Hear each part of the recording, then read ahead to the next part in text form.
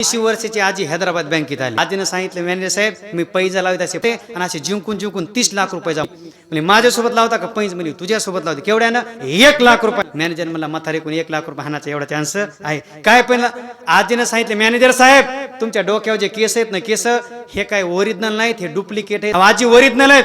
आजी म्हणजे डुप्लिकेट आहेत. आजीनं सांगितलं बँकेत पैसे भर, आता उद्या परभणी जिल्ह्यातला 1 नंबर वकील घेऊन येते आणि सिद्ध करून दाखवते की जे डोक्यावरले केस त्या ठिकाणी डुप्लिकेट आहेत. दुसऱ्या दिवशी 10 वाजता आजी वकिलाला घेऊन आली. मला वकील साहेब ओरिजिनल केस उपटून बघा काय करायचं का. म्हणली मला लुचून बघू दे तेव्हा खरं वाटन. मॅनेजरचे असे केस धरले ना असे जोरात लुचू लागले. वकील उभा होता ना वकील दनादन भितडाला हाणून घेऊ लागला.